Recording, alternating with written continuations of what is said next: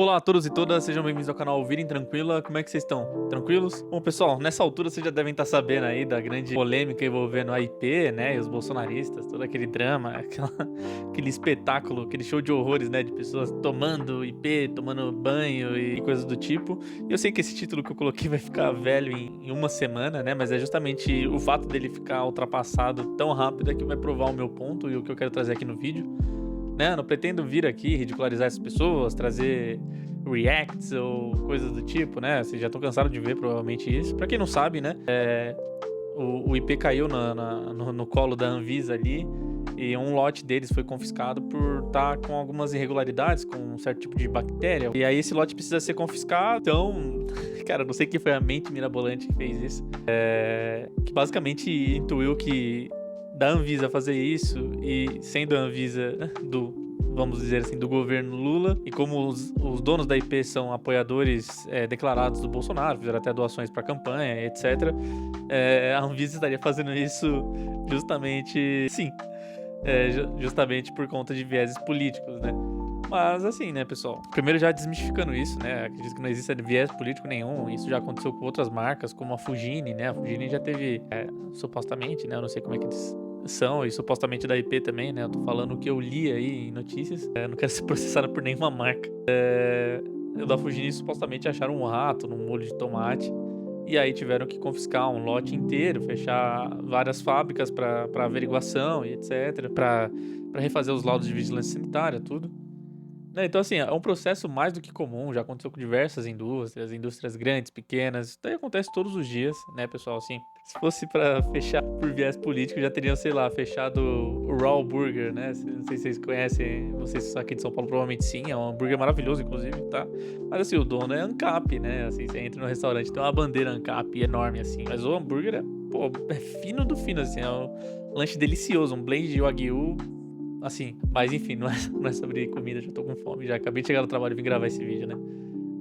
Mas eu acho que esse acontecimento e outros acontecimentos que ocorreram outras vezes, né? Como no caso da Havaianas, do Bis com o Felipe Neto, da Havaianas com a Fernanda Torres, deu todas aquelas tretas, aqueles boicotes e coisas do tipo. Acho que, para além, né, das questões políticas, eu resolvi tentar fazer uma análise a respeito das redes mesmo, né?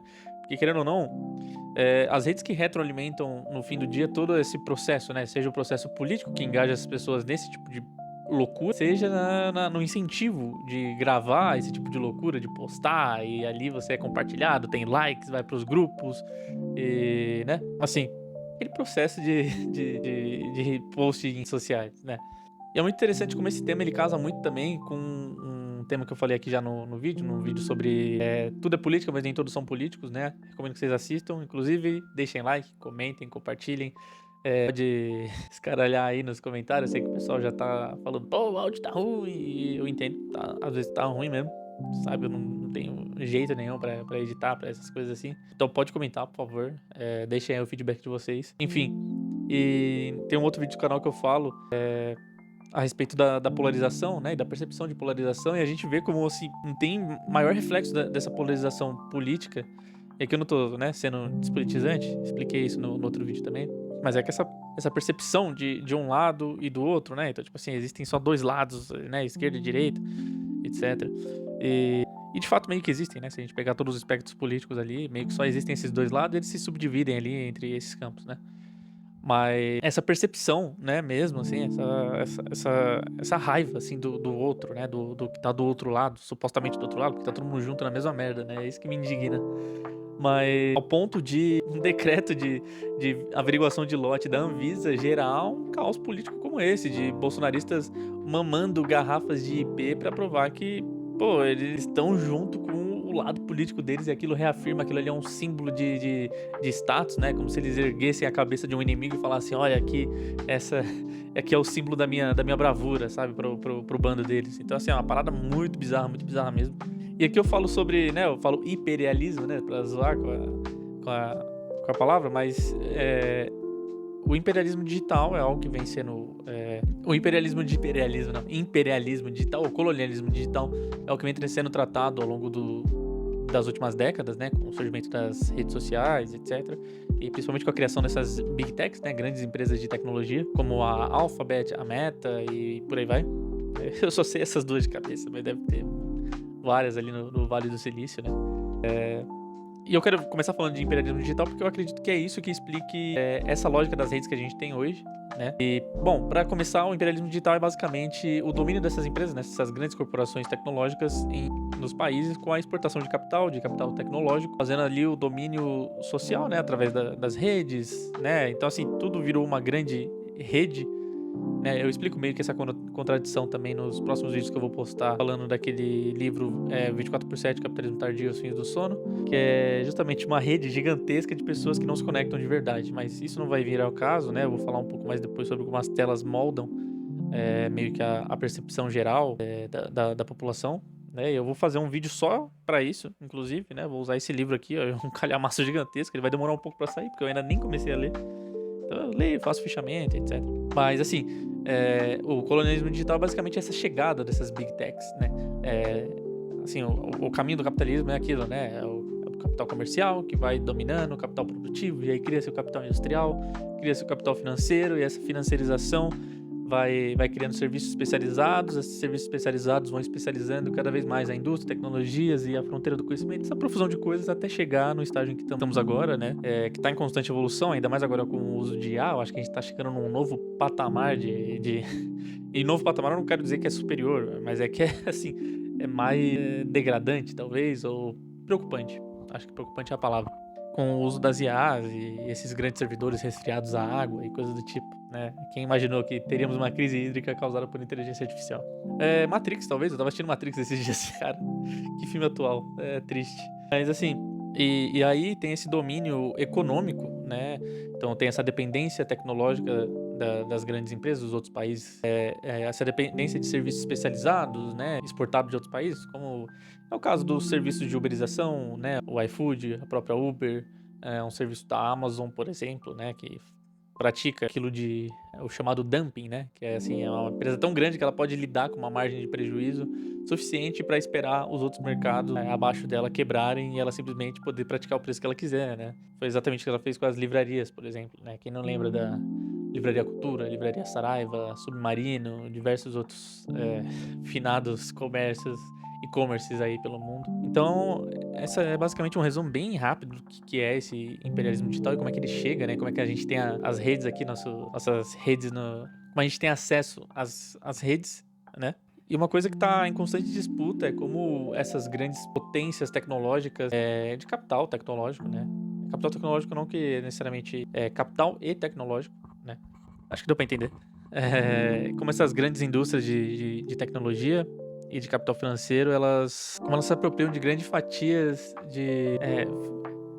como elas se apropriam da maioria das economias, ocasionando uma dependência tecnológica, uma dependência de servidores e plataformas, né? O Brasil, inclusive, teve problemas com as federais, com as universidades federais, porque diversos trabalhos de pesquisa, né? Todo o ferramental de pesquisa das universidades federais, quase todo, pelo menos, estava totalmente rendido ao sistema de armazenamento da Alphabet, né? Da Google.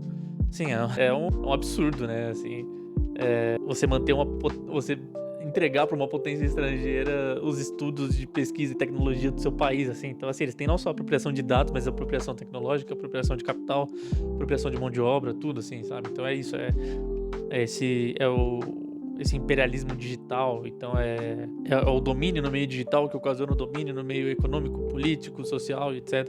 Acho que vocês estão entendendo mais ou menos, né? A minha didática é bem ruim, desculpa. E aí, assim, eu lembro que gerou um debate gigantesco a respeito em torno desse tema, que as universidades não sabiam o que fazer, porque tinha relatos, né, de universidades lá de fora se utilizando dos dados de pesquisa daqui para poder fazer uma pesquisa muito mais avançada, muito mais tecnológica, né, tocar para frente essas pesquisas lá fora, já com o material pronto daqui, né, e tomando todos os méritos, né, e assim, mas se lá fora eles podem produzir, por que eles não vão fazer? Porque simplesmente, assim, pode ter certeza que eles vão produzir e patentear aquilo. E aí, patenteando, a gente perdeu. Perdeu o Playboy, tá ligado? Não tem o que fazer, sabe? Então é um absurdo a gente não ter um sistema próprio de rede de armazenamento nas universidades, sabe? O órgão público que vai comprar ali, não precisa também fazer, né? Comprar uma ilha inteira de servidores e submergir ela para poder fazer o resfriamento no Oceano Atlântico. Não, é só, assim, alguns servidores ali para poder armazenar de fato. os dados das universidades, né, pessoal, que é algo preciosíssimo, poderosíssimo, né, eu sei que muita gente desvaloriza as universidades, mas elas são basicamente todo o polo produtor de tecnologia de um país, né, pesquisa e desenvolvimento. Obviamente que isso daí é casado com indústria, com investimento estatal e etc. Mas assim, o início ali é no ensino superior, nas universidades federais principalmente, né? Elas são focadas na pesquisa, na docência e etc. Muito mais do que as particulares. E aí eu falo tudo isso, né, de imperialismo digital justamente para trazer esse conceito de como que a gente veio meio que parar até aqui, né? Ou como fizeram a gente parar até esse exato momento. E estamos com redes sociais de tudo quanto é tipo, né? Temos redes sociais de fotos, vídeos rápidos, vídeos longos, tem bagulho de corrida, de filme, de livros, né, de textos, tudo. Então é basicamente isso que eu tô tentando colocar aqui pra vocês, pra gente entender agora os efeitos do consumo de tela, né, que é o próximo tema que eu vou falar aqui, que é mais precisamente, eu acho que o que pode delimitar um pouco melhor isso que vem acontecendo, né, essa espetacularização que é necessária, tão necessária à política, né, a política sempre foi espetáculo, desde a TV até as sessões no Congresso, etc. Tudo é dotado desse espetáculo, dessa espetacularização, né, daquilo que tem que ser mostrado, exaltado, né? E isso faz parte da política, eu não tô julgando isso, né? E aí, tanto de esquerda quanto de direita, né? Todo mundo tem o direito de fazer isso. Obviamente, assim, é triste, né? O deputado Rios da Silva, o pastor curte e compartilhe, o delegado deixa o like. Mas infelizmente, pelo menos esse processo de espetacularização é algo presente hoje em dia na política e que retroalimenta essa lógica, né? Assim, você vai nesse fuzuê da IP, você viu muitos deputados de extrema direita ali, assim, aquele meme, tipo, deputado, minha escola tá caindo aos pedaços, meu filho tá passando fome, e o deputado lá, tipo, tomando banho de IP e tal, sabe? Eu não sei como é que ninguém fez esse meme, já devem ter feito, né? Sempre surge esse meme aí quando acontece esse tipo de coisa. Mas uma coisa que eu fiquei pensando, né, a respeito do consumo de telas e o consumo de redes sociais, é como esses fenômenos eles só existem graças às redes sociais, né? Esse tipo de espetáculo ele só existe se, de fato, ele pode ser, como é que eu falo, expectado, né? No sentido de, tipo assim, ele só ocorre se existe alguém pra assistir, né? Não é o palhaço só tem graça se alguém dá risada. Então, tipo, o espetáculo só ocorre se tem alguém assistindo e as redes sociais possibilitam milhões e milhões de pessoas assistindo, né? Então, elas, de certo modo, obviamente que não diretamente, retroalimentam essa lógica do espetáculo, essa lógica de tudo é verídico ou é valorado aquilo que é mostrado e aquilo que não é mostrado deve ser feito, né? Deve ser mostrado. E essa crítica, né, esse fenômeno, ele não é novo, né? Ele é relativamente antigo ali, desde a TV, do rádio, você já tem discussões a esse respeito, né? Eu cito aqui um pouco o texto do David Foster Wallace, né? O Omnibus Plural, acho que é esse o nome. Ele vai falar a respeito da televisão nos anos 90 e dessa ironia de como grande parte do entretenimento e da criação de gosto, dos filmes, da produção cultural da sociedade dos Estados Unidos, que ele falava na época, era moldada por essa ironia. O que ele vai chamar de ironia é basicamente assim: o conceito de ironia é querer dizer ou querer expressar algo, como posso dizer, é expressar algo pela suposta negação daquilo. Então eu falo uma coisa e eu expresso uma outra coisa falando aquilo numa determinada tonalidade ou num determinado contexto ou coisas do tipo, né? Então é querer dizer outra coisa dizendo algo, dizendo algo, né? E era basicamente esse o conceito que ele tenta aplicar à própria televisão. Eu acredito que não esteja tão certo esse conceito de ironia que eu apresentei aqui pra vocês, mas é para fins didáticos. E esse conceito que ele tenta apresentar pra televisão, justamente do tipo assim, todo o aparato cultural, ele é modulado à medida em que ele pode ser mostrado e que ele deve ser mostrado, em que, né, as lentes das câmeras captam aquilo. Então, o mundo existe de uma determinada maneira quando ele é captado por câmeras, né? Falo isso nessa série de vídeos que eu tô fazendo a respeito do livro Capitalismo 24/7, é justamente esse paradoxo do excesso do real ser uma amorfização, uma transmutação em algo não reconhecível do real. Então, assim, um grande excesso do real, que seria a própria rede social, né, que ela é basicamente um afluxo gigantesco da visão do real de outras pessoas. E esse afluxo, ele basicamente tira a percepção verdadeira do real, né? E é aí que vem as comparações irreais, né, as mulheres perfeitas, os homens que têm a vida perfeita, né, a vida de sucesso, né? Todos esses conceitos vão surgindo aí, se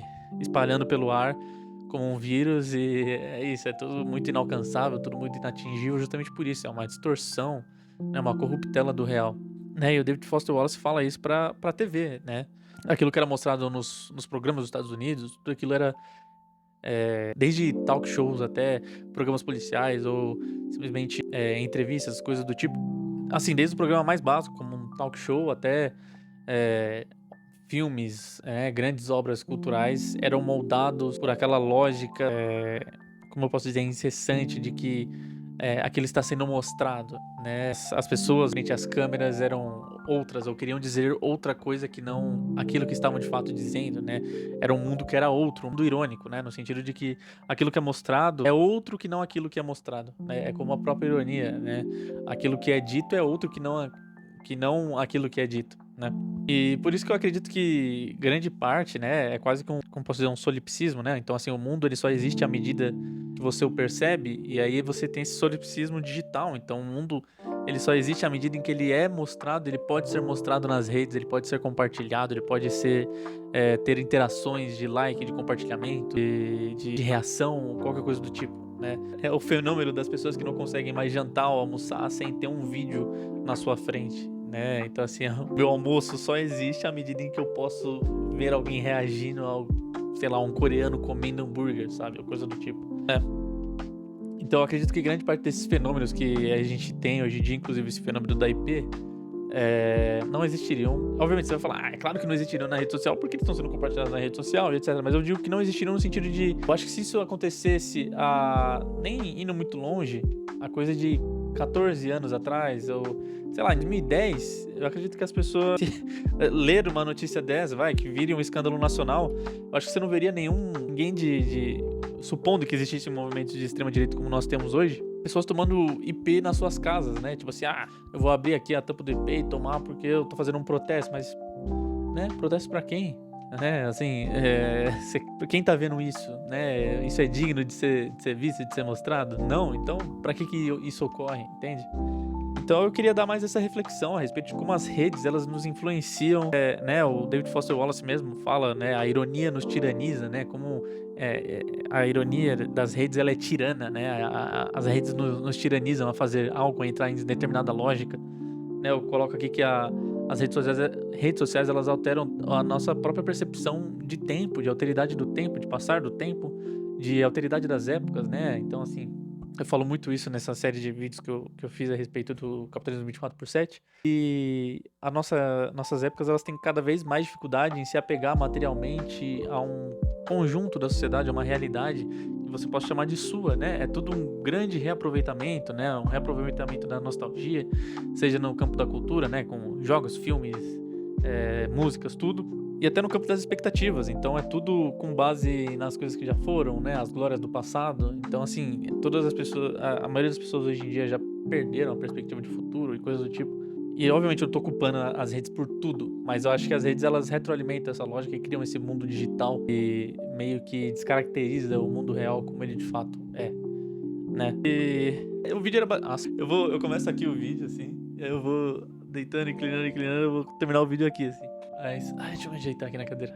Mas eu acho que o que eu basicamente queria dar como reflexão era isso, é como as redes influenciam esse tipo de comportamento, por mais que a gente ache bizarro, né, é cômico, teatralesco e coisas do tipo, é um fenômeno retroalimentado pelas redes, né.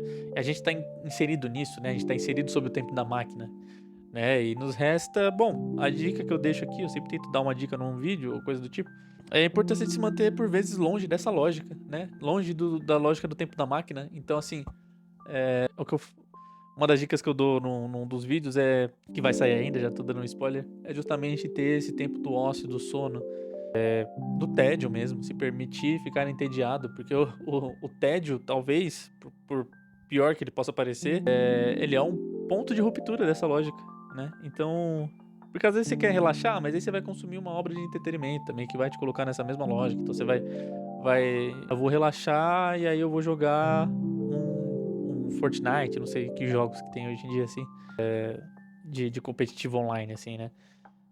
E você vai jogar um jogo competitivo que vai te cobrar, assim, melhor performance, melhor tudo, eu tenho que ser o melhor, eu tenho que jogar. Então, assim, sai também dessa lógica, né? Eu não tô falando que não pode consumir peças de entretenimento desse tipo e etc. Mas se a sua cabeça estiver muito... sim, não consigo sair disso, cara, evita consumir esse tipo de coisa. De verdade, vai pra uma coisa bem mais manual, vai ler um livro, vai pintar Bob Good, por mais irônico que isso possa parecer. E olhar pro teto do teu quarto, ver a tinta secar, ver os busão da tua rua passar, qualquer coisa. Mas é isso, queria comentar.